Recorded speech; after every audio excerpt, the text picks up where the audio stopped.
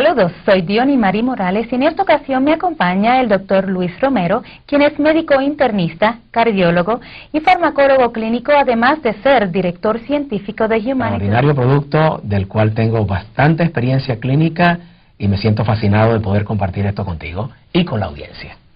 Pues entonces vamos a la primera pregunta. Doctor Romero, entonces hablando de la clorofila, fíjese que lo primero que a mí me viene a la mente cuando hablo de la clorofila o pienso en la clorofila es cuando yo estaba en la escuela y pensaba de la clorofila como eso verde que necesitaban las plantas para vivir. Entonces, ¿qué es la clorofila y por qué funciona o cuáles son los beneficios para el cuerpo humano? Excelente pregunta.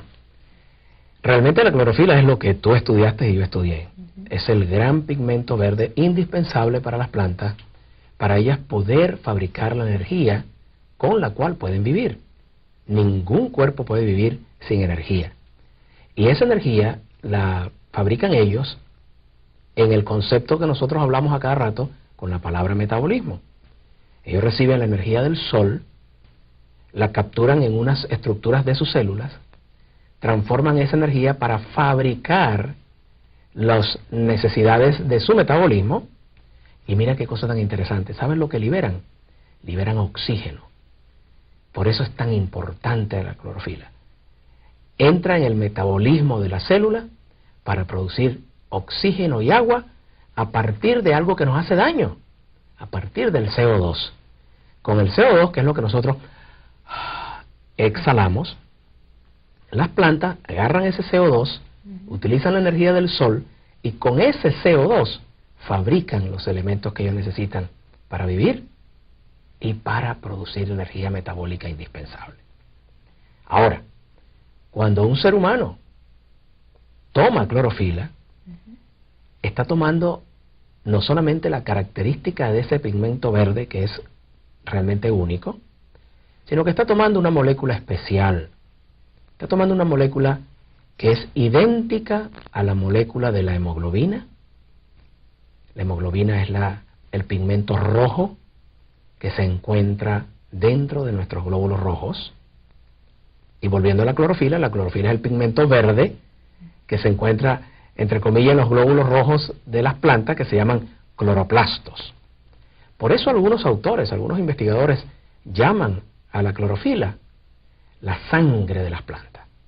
Entonces, por ser una molécula tan igual, desde el punto de vista molecular son idénticas, la fórmula de la clorofila y la fórmula de la hemoglobina, esta similitud le da a la clorofila, cuando el ser humano la toma, una particular importancia. Y eso lo vamos a hablar un poquito más adelante. Pero además, la pregunta tuya que viene precisamente de la clorofila que elabora Sunshine. ¿Qué efecto tiene esa clorofila en el ser humano? La lista es muy grande. No sé si quieres que te la diga toda ya, o la vamos desglosando poco a poco. Vamos a desglosarla más adelante. Vamos a entrar ahora, ¿por qué y cómo es que se intoxica la sangre humana? ¿Y por qué y cómo es que la clorofila la oxigena? Y la ayuda a desintoxicarse, ¿verdad? Bueno, nos intoxicamos por varias razones. Desde la manera como pensamos, en nuestro cerebro cuando pensamos mal, se producen una serie de sustancias que van a llegar a la sangre. Sustancias químicas que son dañinas, que están en esta forma, empleando la palabra dañina, unidas a la acción mala de ciertas hormonas como la adrenalina, y esto va contribuyendo simplemente con el mal pensamiento a que se formen sustancias oxidadas en nuestra sangre y de hecho en nuestras células. Adicionalmente, por la mal forma como vivimos. Nosotros comemos en general muy mal, y como consecuencia de comer mal, nos llenamos de sustancias tóxicas, que primero intoxican nuestro colon, y luego intoxican a nuestras células, y por ende nuestros tejidos y órganos. Pero además de todo lo que acabamos de decir, tenemos otra fuente de intoxicación, que es la intoxicación ambiental. En el ambiente nosotros estamos en convivencia con una serie de tóxicos que pasan también a nuestro ser interno y que todo esto va sumando tóxico.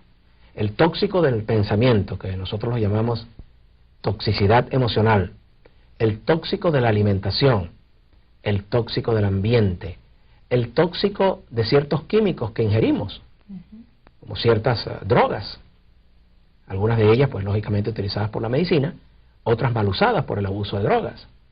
Y hay otra intoxicación última, que es la que nos dejan las bacterias, las levaduras, los hongos, los virus y los parásitos.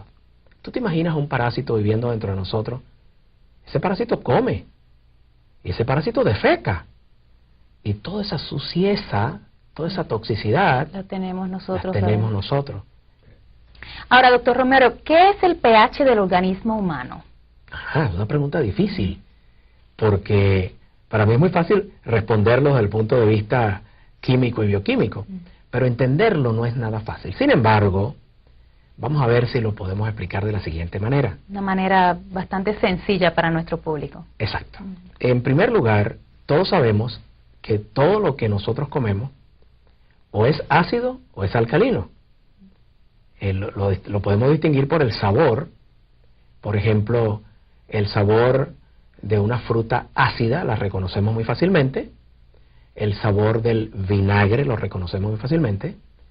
Y también reconocemos el sabor alcalino de la leche. Es un sabor neutro, totalmente distinto. Entonces podemos decir que lo ácido son cosas como vinagre, limón. No, el limón es neutro. La gente tiende a confundir el limón. Okay. En cambio, está bien con el ejemplo vinagre. Concentrémonos con uno solo, por ejemplo. El vinagre es ácido. Ajá. Y la leche es alcalino. Okay. Entonces, estos dos alimentos, hay una larga lista de alimentos ácidos, pero la tierra está llena de alimentos alcalinos. Más del 75% de los alimentos que comemos son alcalinos. Ahora, en nuestro medio interno, el medio interno es el sitio donde están nuestras células, es la sangre, son nuestros tejidos, es todo nuestro interior. En ese medio interno hay sustancias igualitas que son ácidas y otras que son alcalinas. Ellas se encuentran en un balance de ácidos y alcalinos. Ese balance depende de un átomo llamado hidrógeno. Entonces el pH mide la concentración de hidrógenos ácidos o la concentración de hidrógenos alcalinos. Eso yo creo que es una explicación bien sencilla. La medida de los iones de hidrógeno en el lado ácido o en el lado alcalino. En el lado ácido están los ácidos propiamente dichos y en el lado alcalino están los bicarbonatos. Los bicarbonatos son también por nosotros muy conocidos, porque el baking soda en español lo conoce todo el mundo y en inglés también, por supuesto. Ahora, ¿cómo es que logramos obtener, por decir, una sangre ácida y qué repercusiones tiene el tener una sangre ácida? La sangre ácida indudablemente se va a referir a una célula también ácida, porque la sangre establece un equilibrio entre su pH y el pH de la célula. Si la sangre está ácida, lo más probable es que la célula también esté ácida. Al fin y al cabo, existe un equilibrio entre sangre y célula que se llama homeostasis. Ojalá que nos podamos aprender esa palabra, que es linda, por cierto. Un poco compleja, pero es... Homeostasis. Sí, no es para ponerle el nombre de un hijo homeostasis o una hija, pero es una palabra linda que quiere hablar precisamente sobre eso, sobre ese equilibrio entre la parte interna de la célula y su exterior, entendiendo que la sangre es exterior a la célula. Cuando la célula o la sangre están ácidos, las reacciones con las cuales la sangre y la célula funcionan en condiciones normales son alcalinas. Entonces, imagínate tú que tú tuvieses que nadar en un mar embravecido y que tú no sepas nadar. Cuando la sangre o la célula están ácidas, ellas tienen que luchar, trabajar en un medio que no es el medio propio de ellas, las células o la sangre. ¿Y eso en qué se va a traducir? Se va a traducir en trastornos, trastorno de la función celular,